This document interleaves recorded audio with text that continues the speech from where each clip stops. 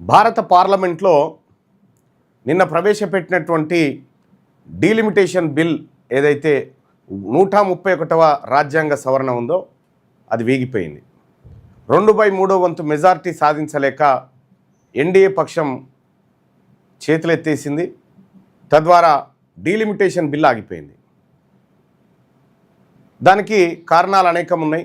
విపక్షాలు చెప్పేటువంటి కారణాలు కానీ ఇతర కారణాలు కానీ అనేకం కనిపిస్తాయి మనకు. ఇక్కడ మనం గమనించాల్సినటువంటిది ఏంటంటే ఎన్డీఏ పక్షం నేతలంతా మహిళా బిల్లును అడ్డుకున్నారు, మహిళలకు రిజర్వేషన్ అడ్డుకున్నారు అనేటువంటి మాటలు చెప్తా ఉన్నారు.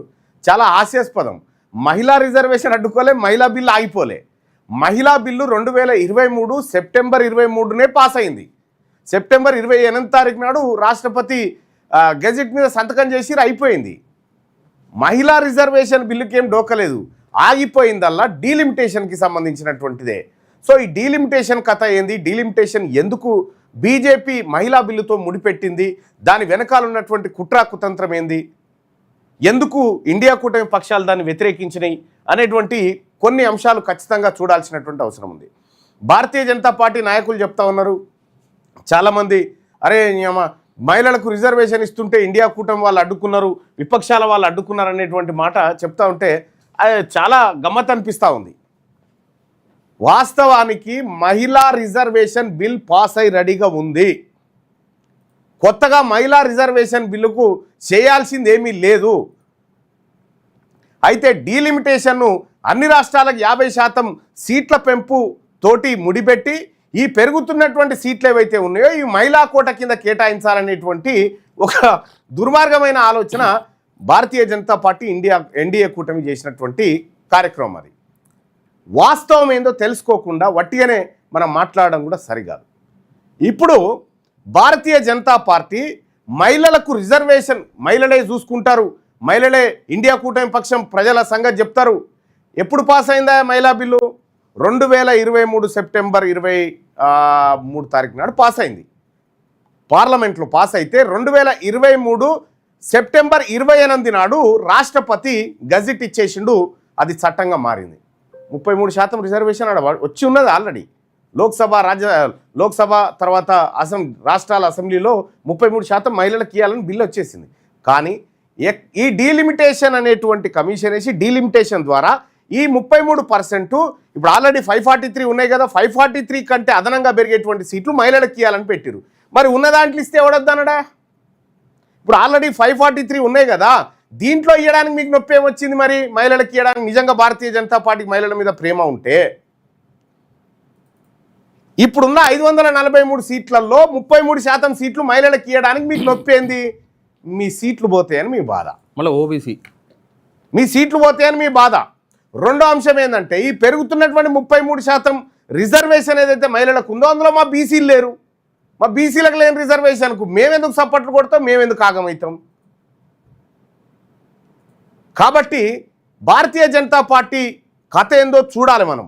అది చేసేటువంటి దొంగ పనులు కూడా ప్రజాక్షేత్రంలో ఉండాలి.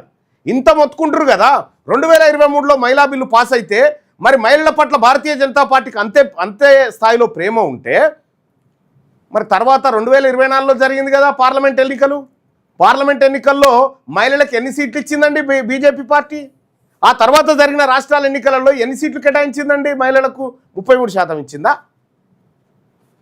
ఒకసారి చూద్దాం లెక్కలు. మహిళా సాధికారత లేక మహామోసమా? ఈ 33% బీజేపీ 33% రిజర్వేషన్ల వెనుక దాగి ఉన్న చేదు నిజాలను ఒక్కసారి మనం చూడాల్సినటువంటి అవసరం ఉంది. ఇక్కడ సెప్టెంబర్ 23 మహిళా రిజర్వేషన్ చట్టం పాస్ అయింది, రెడీగా ఉంది. మహిళా రిజర్వేషన్ బిల్లు ఆగిపోలే. మహిళా రిజర్వేషన్ బిల్లు బంపర్ మెజార్టీతో పాస్ అయింది. నాకు తెలిసి 452 మంది అనుకూలంగా ఓటేసారు అనుకుంటా. అప్పుడు ఇద్దరు ఆపోజ్ చేసినట్టుగా అనిపించింది అప్పుడు. సో అంత బంపర్ మెజార్టీతో మహిళా బిల్లు పాస్ అయింది. మహిళల పట్ల ఏ పార్టీకి కానీ వ్యతిరేకత లేదు. ఆ ఇద్దరు ఎవరో మనకు తెలియదు. కానీ అయితే ఈ మహిళా రిజర్వేషన్ చట్టం ఆల్రెడీ అమలైంది. ఈ అమలైనటువంటి మహిళలకు ఏ సీట్లు ఇవ్వాలనుకున్నప్పుడు పెంచి ఇద్దామని చెప్పి డీలిమిటేషన్ దుకాణం పెట్టిండు ఎవరు? నరేంద్ర మోడీ గారు. ఈ డీలిమిటేషన్ దుకాణం పెట్టి మహిళలకు ఇస్తాం కానీ పెంచితేనే ఇస్తాం, లేకపోతే లేదనే దుకాణం. ఇప్పుడున్న దాంట్లో ఎందుకు ఇవ్వవు? ఇప్పుడు ఉన్న దాంట్లో కూడా ఇవ్వాలి కదా. ఇక్కడ 2023లో నారీ శక్తి వందన పేరుతో 33% రిజర్వేషన్ చట్టాన్ని తీసుకువచ్చామని బీజేపీ దేశవ్యాప్తంగా గొప్పలు చెప్పుకుంది. కానీ ఆచరణలో ఏం జరిగిందంటే ఇగో ఇది మాటల్లో 33%, చేతల్లో 15.7%. మహిళలకు పార్లమెంటు సీట్లలో బీజేపీ ఇచ్చిన స్థానాలు ఎన్ని అంటే 15.7% సీట్లు ఇచ్చింది. మరి 33 ఎందుకు ఇవ్వలే? ఇక్కడ బిల్లు పాస్ అయినాకనే అయింది కదా పార్లమెంట్ ఎన్నికలు. ఇక్కడ 33 ఎందుకు ఇవ్వలే? 2024లో లోక్సభ ఎన్నికల వాస్తవాలు చూస్తే మొత్తం బీజేపీ అభ్యర్థులు 440 స్థానాల్లో పోటీ చేసిరు. వాళ్ళ అలయన్స్ కూటమి అది కాక 440 స్థానాల్లో పోటీ చేసి మహిళలకు ఇచ్చిన 69 సీట్లు ఇచ్చింది. అంటే వాగ్దానం చేసిన దాంట్లో సగం కూడా ఇవ్వకుండా నిలువునా మోసం చేసింది భారతీయ జనతా పార్టీ, మహిళలకు టికెట్లు ఇవ్వకుండా. ఇది ఒక పార్లమెంట్ అంశమే కాదు, ఇంకా చాలా అంశాలు ఉన్నాయి దీంట్లో. ఇక్కడ 2023 తర్వాత అనేక రాష్ట్రాల్లో ఎన్నికలు వచ్చినాయి, అసెంబ్లీ ఎన్నికలు వచ్చినాయి, పోనీ పార్లమెంట్లు ఇవ్వలేదు. మహిళలకు ఇదే భారతీయ జనతా పార్టీ అసెంబ్లీ ఎన్నికలలో ఎన్ని టికెట్లు కేటాయించుకుంటూ వచ్చింది, ఎంత పర్సెంటేజ్ ఇచ్చింది ఒకసారి చూస్తే శాసనసభ ఎన్నికల్లో దారుణమైన వివక్ష కనబర్చింది భారతీయ జనతా పార్టీ. 2023-25 మధ్య చట్టం పాస్ అయిన తర్వాత జరిగిన ఎన్నికల్లో బీజేపీ అసలు లెక్కలు ఇగోయడం ఉన్నాయి చూడండి. మధ్యప్రదేశ్లో 230 సీట్లలో కేవలం 15 సీట్లు మాత్రమే మహిళలకు కేటాయించింది, 15. మరి ఇక్కడ 33% ఎందుకు ఇవ్వలే? ఇక్కడ కనిపించలేదా మహిళల మీద ప్రేమ, మహిళల మీద ఆప్యాయత, మహిళల మీద గౌరవం ఇక్కడ లేదా బీజేపీకి? ఇక్కడ రాజస్థాన్ విషయానికి వస్తే 199 సీట్లలో కేవలం 20 సీట్లు మాత్రమే ఇచ్చింది. ఇక్కడ దాదాపు ఎన్ని రావాలి? 66 సీట్లు రావాలి, 66 వచ్చి కాడ 20 ఇచ్చింది. ఛత్తీస్గఢ్లో 90 సీట్లలో కేవలం 15 సీట్లు మాత్రమే ఇచ్చింది, 90 సీట్లలో. అంటే దాదాపుగా ఇక్కడ రావాల్సినవి 27-28 సీట్లు రావాలి. ఇక్కడ తెలంగాణ విషయంలో 119 సీట్లుంటే బీజేపీ మహిళలకు ఇచ్చింది 13 సీట్లు ఇచ్చింది.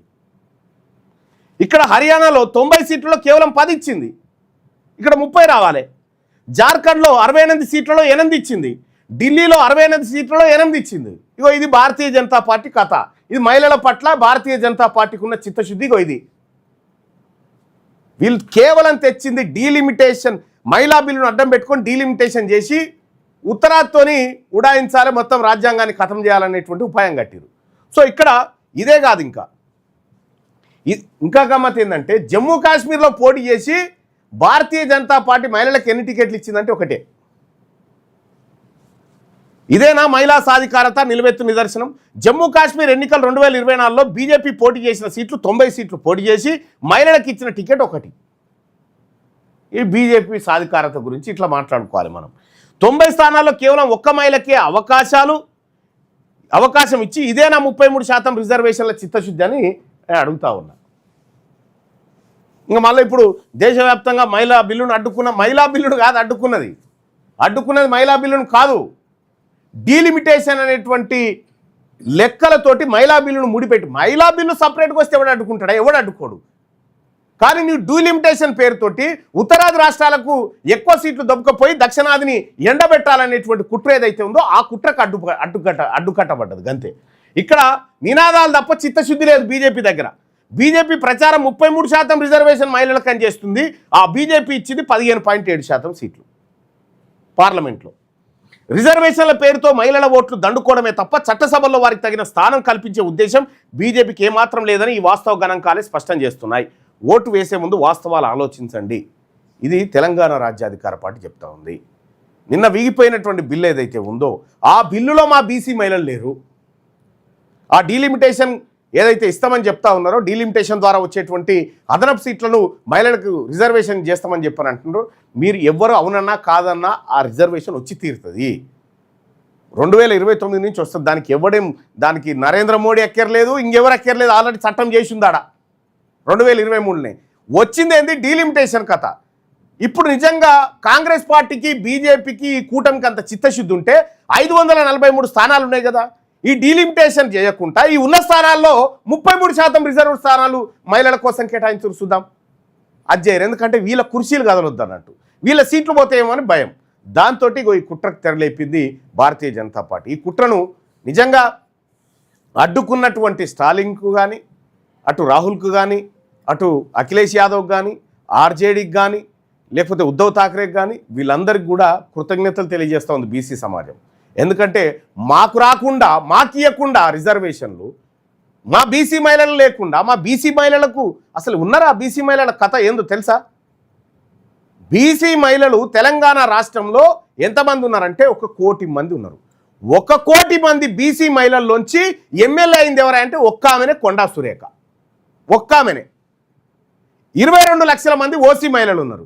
22 మంది ఓసీ మహిళల్లోంచి 5 ఎమ్మెల్యేలు అయ్యారు. 4 లక్షలకు ఒకరు చొప్పున ఎమ్మెల్యేలు అయ్యారు. 4 లక్షల మంది ఓసీ మహిళలకు ఒక ఎమ్మెల్యే అయింది. 1 కోటి మందికి ఒక బీసీ మహిళ అయిందా? ఇది వివక్ష కాదా? ఇది వివక్షే కదా. మరి మాకు దక్కనటువంటి మెజారిటీ పక్షమైనటువంటి బీసీలకు దక్కనటువంటి బిల్లులు ఎన్ని తెస్తే మాకేంది, ఎన్ని కూలిపోతే మాకేంది? ఎస్, మేము ఫక్తు బీసీల పార్టీ, బాజప్తా బీసీల పార్టీ. ఈ పార్టీ ప్రయోజనాలు బీసీల చుట్టే ఉంటాయి. కాబట్టి ఈ డీలిమిటేషన్ కారణంగా, డీలిమిటేషన్ పేరుతో కుట్రపూరితంగా మహిళా బిల్లును అడ్డం పెట్టుకొని తెచ్చినటువంటి బిల్లు వీగిపోవడాన్ని సమర్థిస్తూ ఉన్నాం. ఇది బీజేపీ నిజంగా ఎట్లా సమర్థిస్తారండి? మహిళలకు ఇంత అన్యాయం జరుగుతుంటే అంటే ఇగో మీ లెక్కలు ఇవి, మీ దుకాణం మీ భాగవతం ఇది, మీరు చేసిన దుకాణం మీరు చేసిన భాగవతం అంతా ఇగో ఇది క్లియర్గా కనిపిస్తుంది. కాబట్టి ఇంకా మీరు అరవడానికి లేదు, ఏం లేదు. మొత్తం పార్లమెంట్ ఎన్నికలలోనే 2024లో జరిగిన పార్లమెంట్ ఎన్నికలలో మీ పార్టీ పర్ఫార్మెన్స్, మీ పార్టీ మహిళలకు ఇచ్చినటువంటి గౌరవం ఇది క్లియర్గా కనిపిస్తూనే ఉంది. ఇక్కడ ఆల్రెడీ పాస్ అయినటువంటి బిల్లు ఏదైతే ఉందో ఆ బిల్లులో బీసీ మహిళల కోటా ఉండాలి. ఇది మా డిమాండ్. అందులో అప్పుడు అసదుద్దీన్ కూడా వ్యతిరేకించిండు, బీసీ మహిళలు ఉన్నారని చెప్పి. బీసీ మహిళలు ఉండాలని చెప్పి నిన్న ప్రియాంక గాంధీ గారు కూడా చెప్తుంది కదా. ఇద్దరు వ్యతిరేకించినప్పుడు కూడా అందులో అసదుద్దీన్ ఉన్నాడు. ప్రియాంక గాంధీ గారు కూడా చెప్తా ఉన్నారు కదా, చెప్పిందామె. అవును, బీసీ మహిళలకు రిజర్వేషన్ లేదు అని చెప్పి. బీసీ మహిళలకు రిజర్వేషన్ ఇది మేమే మిమ్మల్ని ఆకాశానికి ఎత్తుతాం. అవును. సో అలాగే ఈ తెలంగాణ రాష్ట్రంలో ప్రైవేట్ స్కూళ్ళ దోపిడీ, ప్రైవేట్ స్కూళ్ళ ఫీజులు కట్టలేక నరకయాతన అనుభవిస్తున్న తల్లిదండ్రులారా, ఈ ప్రైవేట్ స్కూళ్లకు ధీటుగా రైట్ టు ఎడ్యుకేషన్ చట్టం ఇక్కడ ఇంప్లిమెంట్ చేయాలి. రైట్ టు ఎడ్యుకేషన్ చట్టం ఇంప్లిమెంట్ కావాలంటే తల్లిదండ్రులారా ఈ నెల 26 తారీఖు నాడు ఇందిరా పార్క్ దగ్గర నిర్వహించబోతున్నటువంటి ధర్నాలో పాల్గొంటే రైట్ టు ఎడ్యుకేషన్ యాక్ట్ ఒక్కసారి మనకు వస్తే ప్రైవేట్ స్కూళ్ళల్లో కూడా మన పిల్లలు ఫీజులు లేకుండా ఫ్రీగా చదువుకుంటారు. ఈ కార్పొరేట్ శక్తులన్నీ కలిసి ఈ right to education act implement చేయకుండా అడ్డుకుంటున్నాయి. తల్లిదండ్రులారా మనమందరం కదిలి ఈ నెల 26 తారీఖున ఎన్నో పార్టీల కోసం ఎన్నో జెండాలు పట్టుకొని వాన్ని గద్దెనెక్కిస్తానికి వీని గద్దెనెక్కిస్తానికి తిరిగినాం కదా, మన పిల్లల భవిష్యత్తు కోసం ఒక్కరోజు రండి, సర్ది కట్టుకొని రండి ఇందిరా పార్క్ కాడికి ఉదయం 10 గంటలకు. ఈ ఆదివారం ఏది 26 తారీఖు ఏప్రిల్ వచ్చేటువంటి ఆదివారంలో 10 గంటల కాడ కలుద్దాం. అలాగే ఈ విషయాన్ని మిగతా పేరెంట్స్ కూడా తెలియజేయండి. లక్షల ఫీజులు వీళ్ళ తాత జాగిరని యాడికేం కడతారా? వచ్చే జీతాలేంది, కట్టే ఫీజులేంది? కాబట్టి ఫీజుల నియంత్రణ జరగాలి. రెండోది రైట్ టు ఎడ్యుకేషన్ యాక్ట్ రావాలి. రైట్ టు ఎడ్యుకేషన్ యాక్ట్ భారతదేశంలో 9 రాష్ట్రాల్లో ఇంప్లిమెంట్ అవుతుంది. తెలంగాణలో ఎందుకు ఇంప్లిమెంట్ అవుతలేదు? ఇక్కడ కార్పొరేట్ శక్తులు లంచాలు ఇచ్చి ఆపుతా ఉన్నాయి. కాబట్టి వీటిని అడ్డుకోవాలంటే తల్లిదండ్రులారా మనమే ముందుకు రావాలి. సో దానికోసం మీరంతా కదలాల్సింది ఒక వీడియో చూడండి. ప్రైవేటు స్కూళ్లలో పిల్లలను చదివిస్తున్న తల్లిదండ్రులారా, మీకు ఈ విషయం తెలుసా? తెలంగాణ రాష్ట్రంలో ఒక్క ఏడాదికి ఈ కార్పొరేట్ స్కూళ్ళు కాలేజీలు ఎంత పెద్ద దందా చేస్తున్నాయో తెలుసా? ఎన్ని వేల కోట్ల ఫీజులు మీ వద్ద గుంజుతున్నారో తెలుసా? 90,000 కోట్లు. అవును, అక్షరాల 90,000 కోట్లు. 9 తర్వాత 11 సున్నాలు. ఈ డబ్బంతా ఎవరిది? ఆటో నడుపుకునే డ్రైవర్ అన్నది, కూరగాయలు అమ్ముకునే చిరు వ్యాపారిది, సామాన్య ఉద్యోగిది, కూలీ నాలి చేసుకుని బ్రతికే పేదవాళ్ళ సొమ్మే. అంటే అది మన సొమ్మే. ఉచితంగా అందాల్సిన విద్యను వ్యాపారంగా మార్చింది ఎవరు? తెలంగాణలో 11,689 ప్రైవేట్ స్కూళ్లు ఉన్నాయి. అందులో 37,43,893 మంది పిల్లలు చదువుతున్నారు. ఇందులో మీ పిల్లవాడు కూడా ఉన్నాడు కదా. ఈ ప్రైవేట్ స్కూళ్ళు కాలేజీలు 70% రాజకీయ నాయకులవే. మీ పిల్లలు ప్రైవేట్ స్కూళ్లలో కూడా ఫ్రీగా చదువుకోవచ్చని right to education act section 12C(1) చెప్పిందన్న విషయం మీకు తెలుసా? ఈ విషయం మీకు తెలియకుండా దాచింది ఎవరో కాదు, మన రాజకీయ నాయకులే. ఎందుకంటే వాళ్ళ విద్యా వ్యాపారాలు దెబ్బతిట్టాయని. భారత పార్లమెంట్ చేసిన చట్టం దేశంలోని చాలా రాష్ట్రాల్లో అమలవుతున్నది. మరి తెలంగాణలో ఎందుకు అమలు కావట్లేదు? ప్రతి ఏడాది లక్షల రూపాయలు చెల్లిస్తూనే ఉంటావా? లేదంటే రాజ్యాంగం ఇచ్చిన హక్కును అమలు చేయాలని డిమాండ్ చేస్తామా? అందుకే హైదరాబాద్ పేరెంట్స్ మేల్కొన్నారు. రైట్ టు ఎడ్యుకేషన్ యాక్ట్ అమలుకు గొంతెత్తుతున్నారు. రండి, ఫీజుల దోపిడీని ఖతం చేద్దాం, మన పిల్లల భవిష్యత్తును తీర్చిదిద్దుదాం. చలో ఇందిరా పార్క్. తీన్మార్ మల్లన్నగా నేను వస్తున్నా. మరి ఫీజులు కట్టలేక అవస్థ పడుతున్న తల్లిదండ్రులారా, మీరు వస్తున్నారా? ఒక్కరోజు రండి. ఏప్రిల్ 26, 2026న ఉదయం 11 గంటలకు కలుద్దాం. మన హక్కు మనం సాధించుకుందాం. జై తెలంగాణ.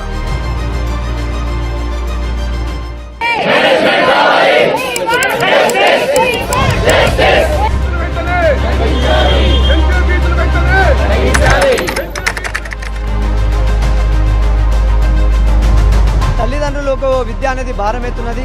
ఇంజనీరింగ్ లేనటువంటి ఫీజులను ఈరోజు LKG students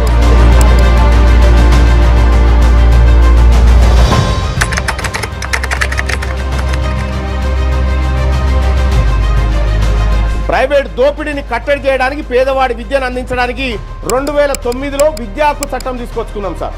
right to education. ఇప్పటి వరకు తెలంగాణ రాష్ట్రం అసలు ఈ చట్టాన్ని ఇంప్లిమెంట్ చేయాలి.